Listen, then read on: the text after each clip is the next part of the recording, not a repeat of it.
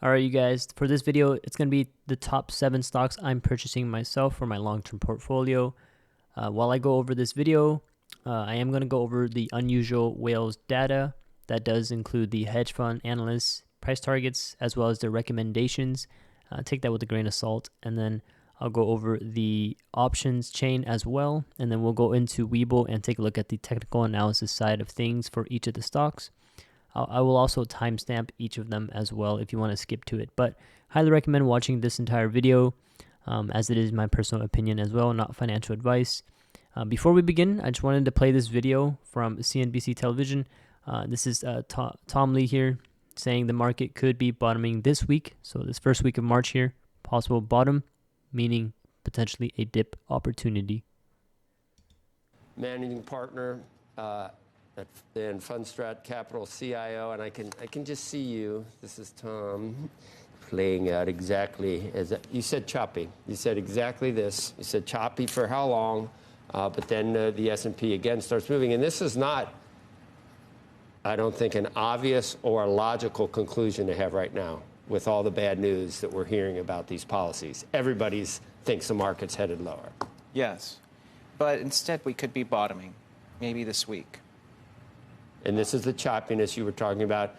And, you know, I think you use a combination of fundamentals and technicals, obviously, yes, to get things right. And the reason for the choppiness was going to be the first 100 days of this fire hose of executive orders and everything else. Yeah, that's right. It's kind of weighing on investors' minds. We're seeing it even in the surveys and CEOs because the tariffs and Doge are, you know, the Doge is creating austerity. Tariffs are creating uncertainty. Businesses are maybe sort of sitting on their hands. This is why I think markets have been sort of sinking and momentum has done so poorly.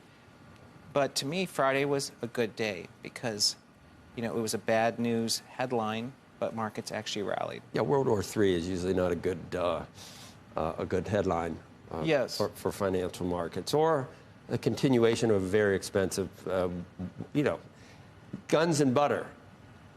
Using guns or using weapons and depleting them and having to rebuild them and everything else might be good, I guess, for the economy. It doesn't seem like a great thing. I'd rather be spending it on AI or something like that, wouldn't you? Yeah. I think, or even rebuilding parts of the, you know, the U.S. Right, exactly. So from here on out, you think we bottomed? Have we seen the lows already? Because we didn't get worse than, what do we get, 5% on the S&P as far as the drawdown? Well, I think investors are going to be kind of watching out of the corner of their eye because Friday is the jobs report. Last week, consumption kind of raised concerns that maybe we're slipping into a slower or downshift in speed. So if the jobs report's really weak, there could be some panic. I would think that it would be, I mean, you know, we know about these crack addicts in the equity pit. They want more rate cuts. I would, if it's not too bad, just soft a little bit, and it brings back the prospect of more than 1 or 2 rate cuts, I could see the market rally on that. Yes, that's right. I think if the job report is bad and maybe we initially panic, like even that day, then everyone's going to rethink and realize not only is the Fed put back, because the Fed now will need to cut, but I think that some of the things that look like the White House wants to slow the economy, they don't want to get to stall speed. So then the White House, I think, the Trump put comes back. So I think it helps markets. Isn't the bar very high, though, for Fed rate cuts to be back on the table? I mean, let's say we do have a softer jobs report. I mean, the Fed and many Fed officials have said that the tariff issue they would look through. And so even if tariffs put grit in the economy and we have a softer sort of economic backdrop, that may still. All right, so basically the main point was Tom Lee saying that he thinks the market has bottomed out. Let's go ahead and go into our first stock here. All right, first one I have here is Tesla stock with the current price being $277. And I'm going to go ahead and go into unusual whales real quick and show you Tesla stock. This is the highest volume contracts, highest open interest contracts. Feel free to pause it here and take a look. And then I'm going to go ahead and scroll down and just show you that recently we got a Bank of America price target as well as a recommendation. This is on March 4th, so this is today. Price target of 380 and a recommendation of a hold. All right. About a month ago, we got one from Benchmark 475 price target and recommended as a buy. Let's go ahead and go back onto the chart here and take a look. So I mentioned the worst case scenario or most bearish case scenario for Tesla stock would be a dip down to about 240. And if we take a look at this on the weekly chart, that's just a 12% drop from where we are right now. Now, if you take a look at my prediction here, this is just predicting an all-time high retest, right? This is an 80% move up towards the top side if we're just comparing this price from 272. So 80% upside versus a potential 12% downside. Obviously, it's possible we can go further down, but I'm not predicting anything further down than 240. I think we are kind of already bottomed out here for Tesla. Tesla's already dropped a ton from the top here all the way to our current price. That's over a 40% drop from the highs there. And so in terms of a reversal, some resistances I'm keeping an eye out for on the weekly chart, possibly 314, 355, and 406. Those are 3 critical levels to see if we can break above, and they may act as potentially a selling pressure resistant level as well. But overall, long term, I do expect to see a reversal here. So I think this 80% move towards the top side eventually is realistic. And I think this is a really good dip opportunity. All right. That's for Tesla stock. And what am I doing? Personally, I believe anywhere between 260 and 310 is a comfortable price for me to be adding into Tesla stock. I'm not adding all at once. I'm adding small positions at a time. But I really do think this is a dip opportunity to take advantage of. You can see how I weighed out my personal risk and reward. I really think the upside here is well worth the risk for me personally. My second stock is going to go here to NVIDIA. And here is NVIDIA with a current price of $117.82. Recently, we just hit a low of 110 for NVIDIA.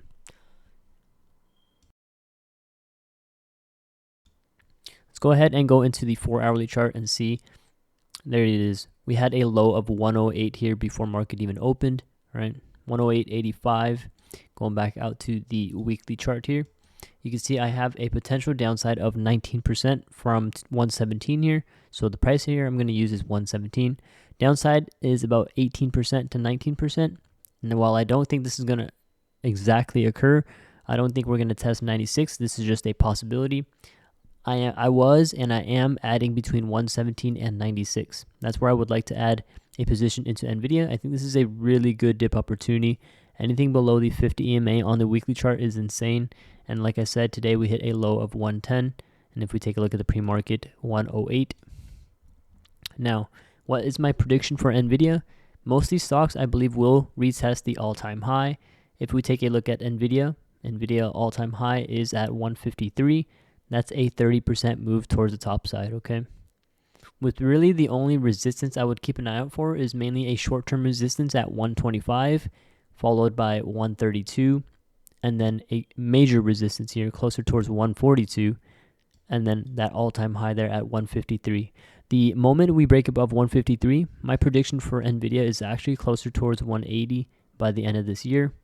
And from 117 to 180 is a 53% move. Definitely something to keep an eye out for NVIDIA stock here, okay? But moderately, just looking for 153. Let's go ahead and go on unusual whales here for NVIDIA. We have we can go over the analysts first. Our latest one though is going to be from February 27th. Most of them being a buy. 220, 160, 200, 162, 205, 190, 135. Trust Securities, Benchmark, D.A. Davidson, Morgan Stanley, Bank of America, and Needham, as well as Rosenblatt, all right? Morgan Stanley here with 162, by the way, for price target. So all these are basically buy recommendations with an exception of one hold recommendation. If we scroll up, we can go ahead and take a look here. This is just a short term here, but you can see the highest volume contracts as well as the highest open interest contracts. And let's go ahead and go on to our next stock, okay? You've got the upside and you've got the downside. Again, I think the upside is way much more better in my opinion. I am dollar cost averaging into all these stocks, and I think all these stocks will do really well.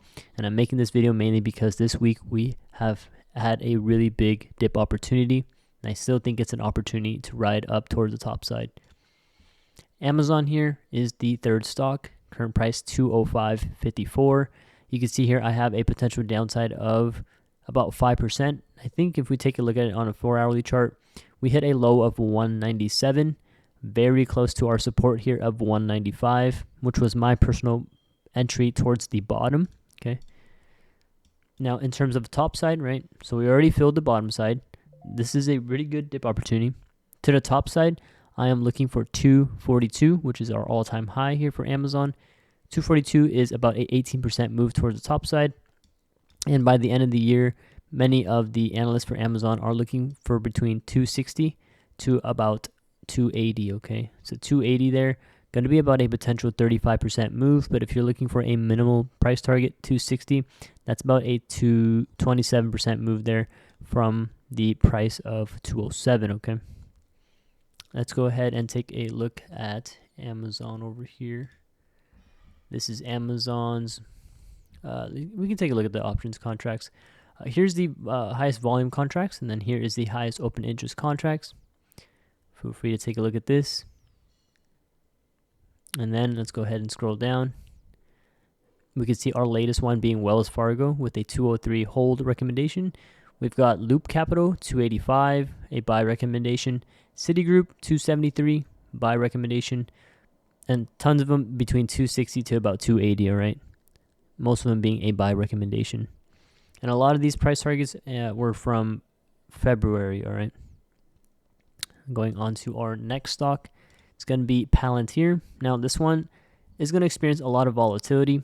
Currently, right now, we are at about $87, and this is in the after hours of March 4th. The downside for Palantir, let's go ahead and go into the daily chart. From about $87, the downside is mainly, in my opinion, about 15%. So 15% downside towards the 100 EMA. That's at $74. Now, I don't mind a 15% drop. If long-term, I'm looking for, you see what I mean now? A 43% recovery for Palantir. I do think the all-time high for Palantir is going to be tested. So watch for this reversal for Palantir stock. I think this is a pretty decent dip opportunity. I know a lot of people are looking at a bigger dip down towards possibly 40 or even 56, right? But if you're long-term in Palantir and you're looking at dollar cost average, possibly adding small positions at a time, I wouldn't mind starting here. I would just optimistically be cautious of a potential bigger dip. Now in the short term, I think this is a generous dip opportunity if looking for a reversal eventually, right? So if you're looking for the upside here, that's a 43% upside towards the all-time high from where we are at currently. My future price targets for Palantir, I do think 140 and 155 may be tested during this year of Palantir. Now, if we move all the way up towards those levels, that's a 60% move, followed by a 77% move. But for now, just minimally looking for the all-time high to be retested for Palantir there. And if we go ahead and take a look at Palantir on the unusual whales, you can see the highest volume contracts here, as well as the highest open interest. I'm going to go ahead and scroll down here, and you can see the price targets for Palantir. March 3rd here by Webull, price target of 120 and a buy recommendation. Loop Capital, 141 price target and another buy recommendation, all right? Many of these other ones are going to be a hold. And let's go ahead and move on to our next stock. It's going to be MicroStrategy. Current price for MicroStrategy is $276. So if you're bullish on crypto, Bitcoin, I really do think this is also going to have its recovery. If I scroll out here onto the daily chart, you can see we have this spike down here and then a pullback, right? And then some sideways movement. This is pretty much happening again. A spike all the way to 543 and then some downside movement. And I think we go sideways between 295 and about 425 for quite some time. But we are closer down towards the oversold section, in my opinion. And so anywhere between 295 and 236 is a really good dip opportunity, in my opinion. I think we should be able to see a recovery back to 295 and then ranging into 426, right? You might see a lot of volatility here between 295 and 426 until we get a big spike towards the all-time high again. And in my opinion, this is possible. Just keep an eye out for Bitcoin and MicroStrategy as well, moving towards the top side. These resistances I would keep an eye out for are going to be 353, 426, and then followed by the all-time high there at 543. If you look at the downside, there's a potential 20% drop towards 236. But again, this downside is a dip opportunity in my opinion. And I'm actually comparing the price of 295 to the top side. So 295 to the top side is a 79% move. All right.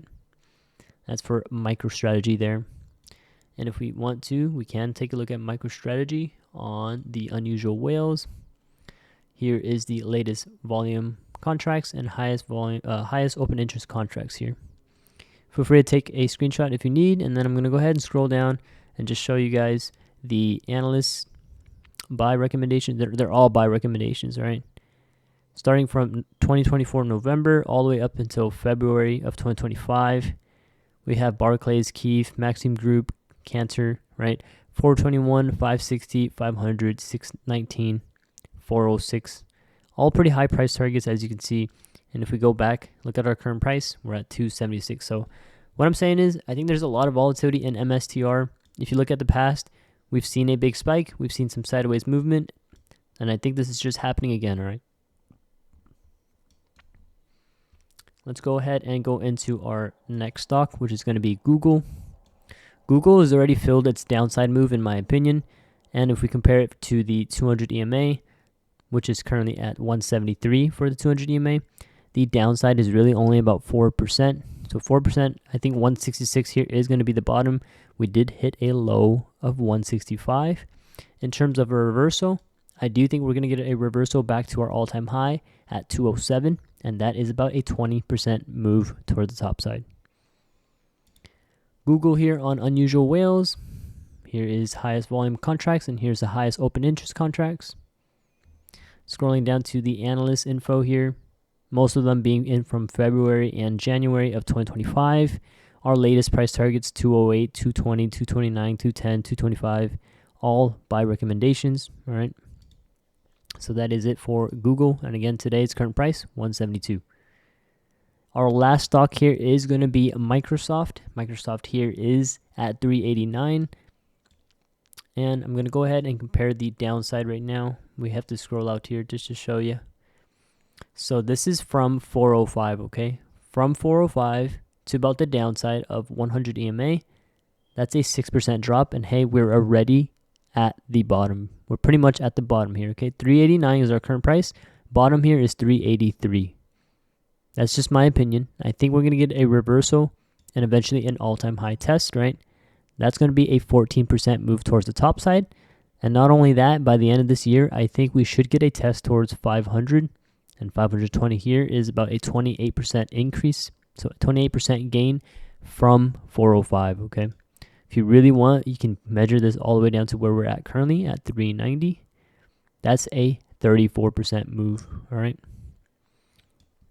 Let's go ahead and lastly take a look at Microsoft's unusual whales. I'll pause it here for you. And then let's go ahead and take a look at the analyst info. All these are going to be mainly in 2025 of January, with our latest one being UBS, price target of 510. We have another one, 500, 530, 500, 509, 520. 425 here going to be a hold recommendation, with everything else going to be a buy recommendation, all right? Take this with a grain of salt. If you haven't already, join our Discord. Link down below in the description. There's over 32,000 members there. You're more than welcome to join, share due diligence, ask questions, and have your own opinions as well. A lot of people in there talking about all these stocks. If you're in any of these stocks, Tesla, NVDA, Amazon, Palantir, MicroStrategy, Microsoft, or even Google, I highly recommend joining the Discord. If you're looking for live entries and exits, like stocks and also options, we have 20 analysts sharing live entries and exits. Happy to share explanations as well. So if you're looking to join for Patreon benefits, you can join. Link down below in the description for our Patreon. 90% off right now. It's currently 90% off. Tiers ranging from 10 to 50 bucks a month instead of 100 to 500 bucks a month. Yes, in the future it will increase to 100 to 500, but for those that join today during this week, you will get to keep a 90% off permanent discount. And again, it's our live entries and exits, okay? If that's something you're interested in, feel free to join Discord or Patreon, whichever one you want. They both lead to the Discord. Discord will unlock premium benefits if you join our Patreon, okay? Hope you guys like this video. Let me know what you guys are doing with any of these stocks. If you guys are dollar cost averaging in them or buying leap calls. I think leap calls are going to be a great idea for some of these, possibly even Palantir, right? I know Palantir is going to be a lot more volatile. Let us know down below in the comments, though, if you are dollar cost averaging or long-term in any of this as well, okay? Thanks for watching, you guys, and be sure to like, subscribe if you haven't already. Would really appreciate that, as it will help support the channel. We're a pretty fairly new channel here, just looking to grow, okay? Thanks for watching. We'll see you on the next video.